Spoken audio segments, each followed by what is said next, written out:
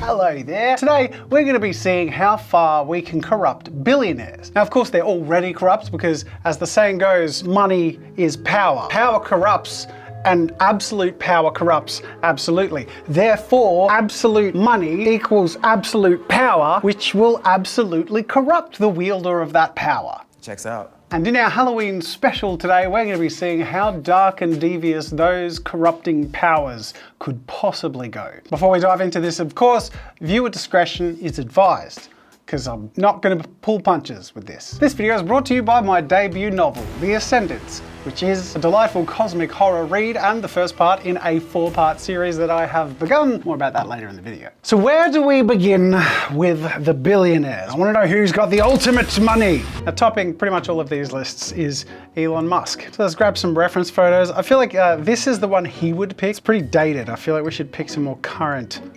pictures. Oh, there he is. Hey guys, do you like memes? That's what he says. So we should get a full body shot. Oh, here we go. Ooh, oh boy. And I feel like this is gonna come in useful as a reference too, because we all know the direction he's trying to go. You are experiencing a car accident. This is gonna put my caricaturing skills to the test. This is a good chance to learn a new skill. Got this sort of like peaked mouth. His eyes, a lot of this going on. And his eyebrows were thick and then thin. He's got this interesting cheek jaw thing. I mean, look, money can buy anything. A new hairline is one of those things. That's pretty good. I feel like I've drawn Elon. Nailed it. So now the task is to corrupt him. Now, whether these billionaires we're drawing today are actually corrupt or not, I'm sure you will all have a very moderate discord about it in the comments. But the point of this video is more of an exercise. We're gonna look into the crystal ball of the future of all of these people and take the things that could be perceived as corruptions and then extrapolate upon those and their goals and personalities to see how corrupt they might become. So Elon, oh, I put my crystal ball away. Let me get that back out. I see another planet. I see robots, and I see really geometric vehicle designs. I see memes and an obsession with having children. Okay, all right, that's enough to work with. Let's see where we go. I mean, the guy's got to have obtained immortality. In fact, maybe he's fused his discoveries with Neuralink and the Optimus robots to create the alternate robot design. Get body proportions that at least look somewhat human. But Elon will have reinforced the firm belief that his body type is the desired future body type for humankind as a whole. And in fact, in naming this thing, it does make sense that it's Optimus. Maybe this is the Megatron line. Clearly the guy can't come up with names of his own. You've done it, Elon. You've occupied Mars. Now what? Well, first we occupy, then we populate. And having human children hasn't turned out to be something he's had a lot of personal investment of his own time and emotional self into. So instead, he births an endless army of Optimus robots who are subservient to all of the Megatron robots. So it's like a metaphor for the billionaire class. We're going deep in this one. Now, in refining Elon Bot's design, the most logical thing to do is make it as memey as possible. Basically, anything a Twitter edgelord would do, such as making the charge port on the body the butt. So it's like a butt plug.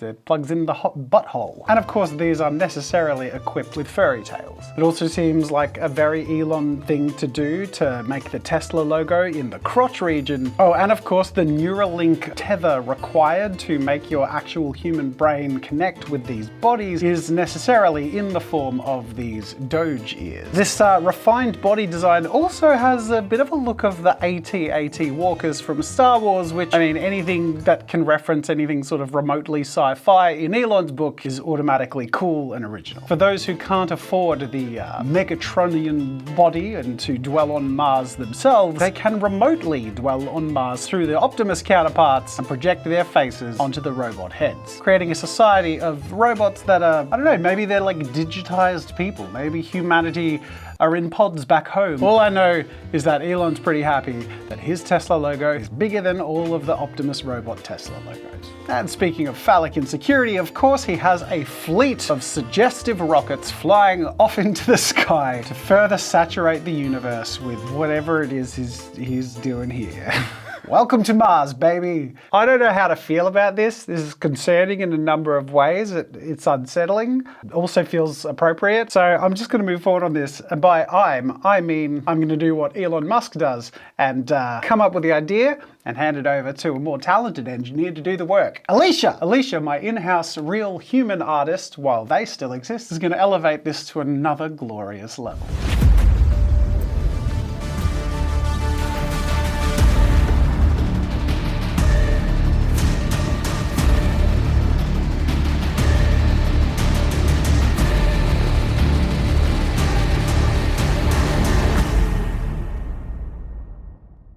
What's that?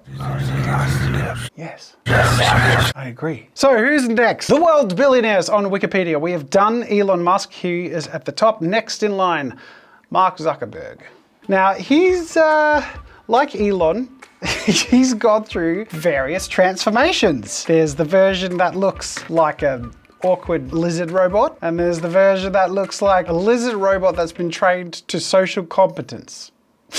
Oh, with glasses. I feel like all of our references have to have him with the obscenely large glasses because he's insisting that we're all going to be wearing these and they're getting bigger. No one will notice you're recording them and that I'm watching you. All right, caricature time. He's got quite like a tall head. His face looks like the default of a character creation screen with like no appeal having been decided upon. He's got lovely little pokey outy ears here, which he seems to be sort of trying to meld within the glasses and hair, but I see him. When I look at the pictures of Mark, there's like this disconnection between his eyes and his mouth. Like his eyes are sort of calculating and disconcerting, whereas his mouth is like, haha, I am human, just like you. Now we can incorporate the features that he wants on himself, which is a bit more of a mop of hair and some stylish glasses. Everyone here wants to see my style. Everyone's going to be wearing them. No one's going to notice the cameras. We've worked really hard to make this sleek design. Okay, I think we've got the foundation of our Mark Zuckerberg. You know what comes next. It's time to look into the future.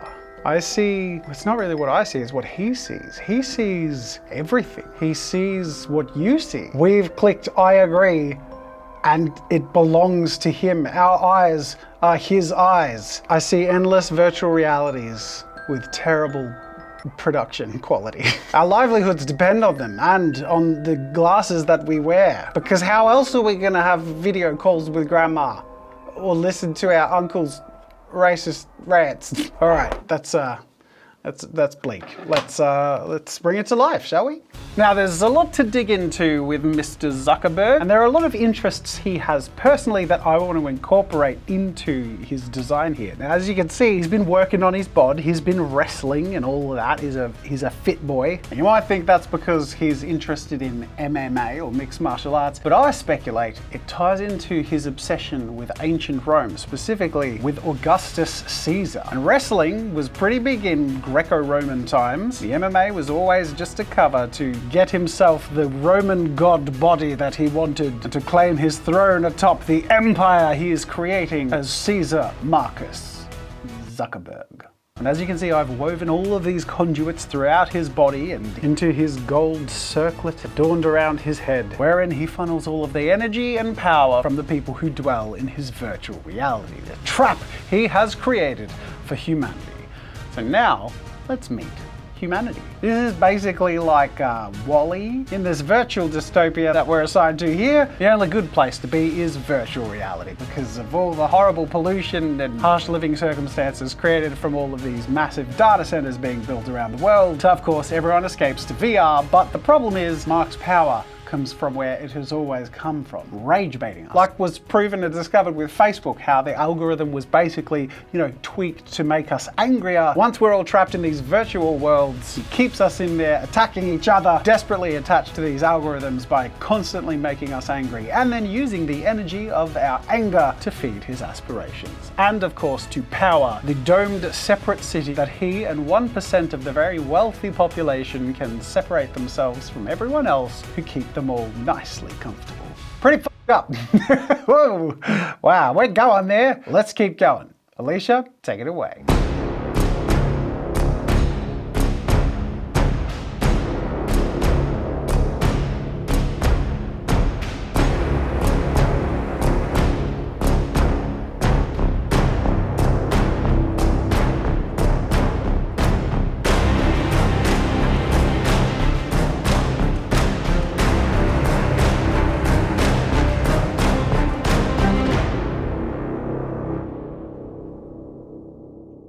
Oh my God, it's like a terrible dream, and yet weirdly too close to reality. Sometimes the real world can be so scary you just want to escape it a little bit, but not into their metaverses, into a nice cozy book. I recommend entering the universe I've created with The Ascendants. Threadweaver's book 1, The Ascendants, follows Sam and Aiden, the siblings who are escaping an infested mining colony. If my devious plans come to fruition, The Ascendants will tantalize, horrify, excite, and emotionally break you, and at the very least get you excited for everything else I'm cooking up in the future of the series. Go check it out, links are in the description. I am in love with writing and I have so many cool plans. I'm more excited every day with all of the things I'm cooking up for book 2 and beyond. So join me on my writing journey, and please leave your review once you have, because I want to know what you love and hate so I can make the best stories possible. Speaking of the best stories possible, let's keep telling some. And let's not shy away from controversy. It's not all the numbers game, it's a game of faces too. Most controversial billionaires, if I could spell it correctly. Every list ends with the #1 winner of the most hated billionaire title going to Donald J. Trump. This is the one he'd pick, so we might as well put that in there because that's the image he has of himself. And then there's pictures he doesn't like so much, like this one. What a triumphant looking picture with a very, very clean and uninjured looking ear. Wow, not a scratch. I might piss some people off with this video. And if we really want to see the image that Trump has of himself, it's the stuff he posts in AI videos and photos. In fact, his NFTs that he released, they're like a, yeah. These are just so terrible and so poorly made. All right, we've got enough reference images. Let's get creative. Donald Trump's been caricaturized so many ways. What does my caricature of him look like? There's this face shape that's really clear there. But he's got a bit of that old man face where we're sort of resting on the cheekbones a little bit. He's got a strangely small and delicate looking mouth. That's a weird way for me to put it. And he's got a chin that's sort of like round but then turns into jowl. And he's got this, oh God, I feel like we should censor that. Interesting neck folds, really nice, healthy looking ears, bushy eyebrows. I feel like the closed eyelid thing should take up a bit more space. I feel like something's wrong in the proportions. There we go, that feels better. Now the hair. The hair on Donald Trump's head defies physical material. It's just like wispy and ethereal. It's something, it's otherworldly. I got the features. I'm pretty happy with the features, but it doesn't really look like Trump unless you get the skin tones in there. But we'll leave that until we get a bit of a concept happening. So to do that, we need to look into the future.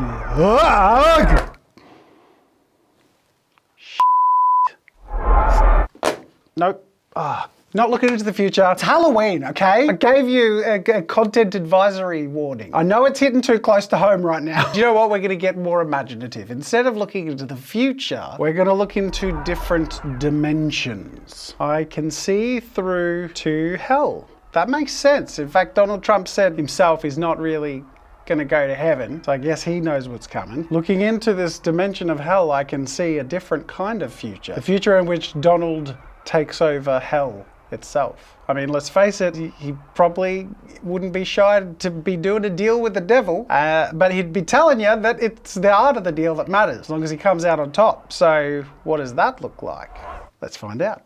Now I have to admit, most of drawing the Trump has just been me having a lot of fun with caricaturing. He's basically a walking cartoon. I just get to amplify all of those things that are fun to poke fun at because, well, you know, it's fun to poke fun at awful people. And I've ended up with what I think is actually a pretty delightful caricature. But now we're at the point where we need to amplify things a little bit because I've just drawn Trump. But this is Trump who has taken over hell. He's superseded Satan to become the Lord of Darkness himself. So to do that, his lovely fake tan is going to be a deeper shade of rouge, and he wears a nice little prop costume set of horns because that is, after all, how he rose to power in hell. He convinces all of the demons that he is the billionaire to make hell great again. I am poking bears with this one. So with the crowd of Satan's spawn at his back, Trump has taken over hell. He can't do anything, you know, he's not here anymore. Or maybe he's made Earth hell. I don't know. I couldn't bear looking into the future long enough to see, so. But what I am looking forward to seeing is what Alicia does with this one. I feel so sorry that I'm handing these over to her. Oh my God.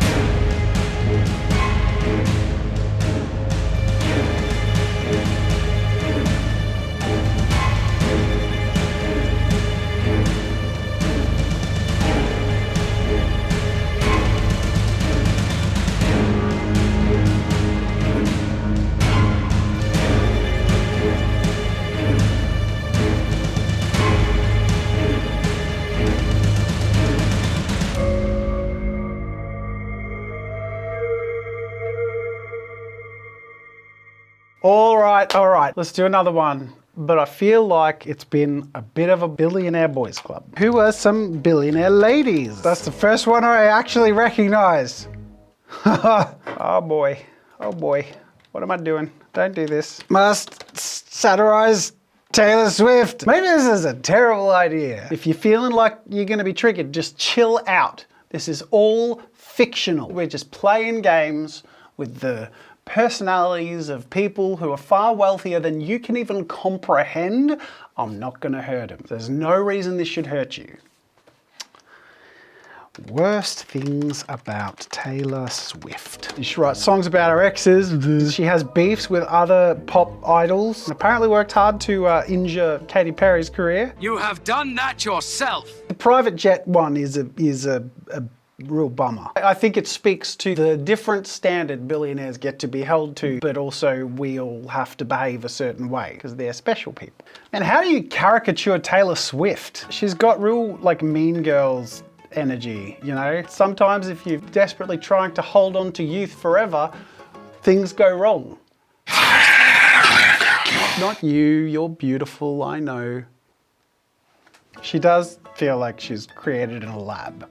It's just disconcertingly pretty. Maybe she's got teeth happening. Not like obnoxiously. There's a bit of an overbite there. They stand out. I'm grasping at straws here, guys. I feel like she more often than not has bangs, has a fringy thing. I'm just the all-American girl is the vibe she's going for. I don't know, man. I don't know if this looks like Taylor Swift or just generic Barbie design. Maybe she's got a taller face. No. Ruined it. Maybe her eyes need to take up more of her face. No, that ain't it. It's so weird. How do you make Taylor Swift look like Taylor Swift? Oh my God. This is hard, guys. This is the hardest thing I've ever drawn. Taylor Swift. Look, that'll do. That's my Taylor.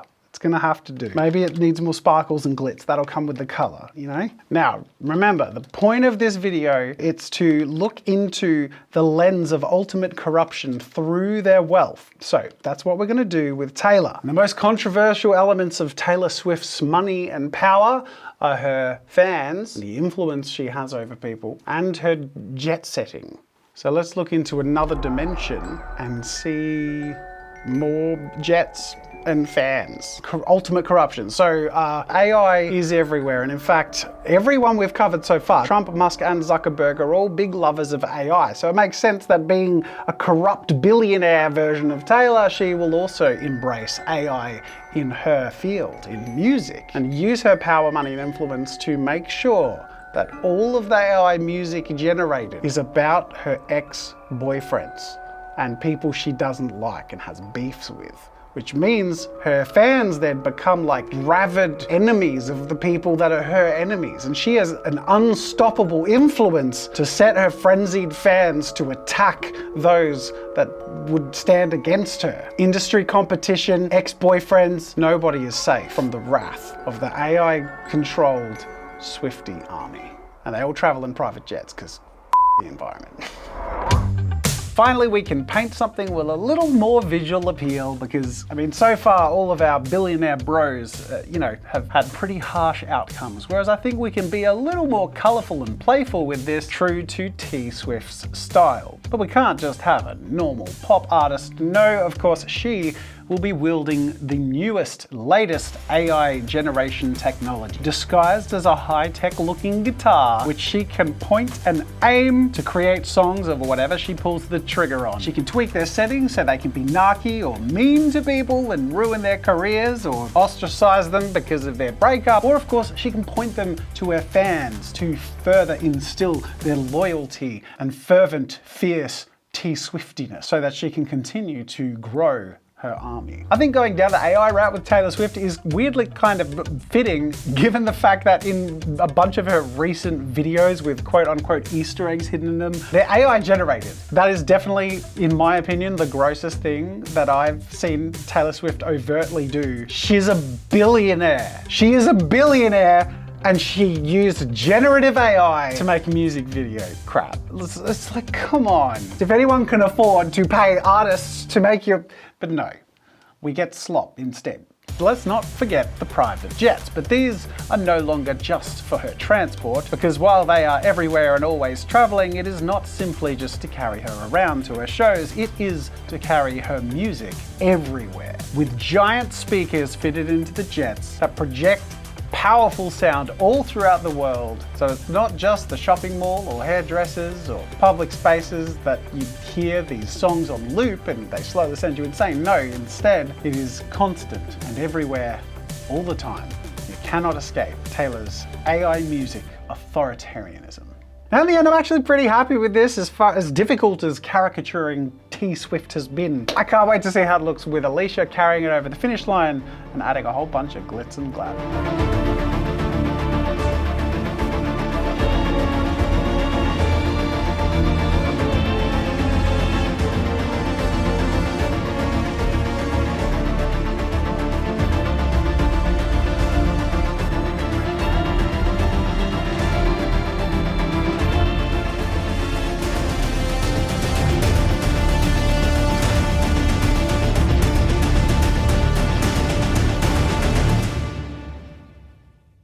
So there we have it, everyone. We've corrupted 4 billionaires. And if any of you watching this feels defensive about any of these 4 people that I have been satirical about in this video, just remember they will never know or care about you, and they have the power to completely destroy society. And we've just pushed that over the edge. Although, that said, I'm beginning to think they have a bit of a point. I've felt quite a bit of power in this video, creating these depictions of alternate realities, and it makes me realize that I have quite a bit of power too. Maybe the real one who's been corrupted in this video all along has been me.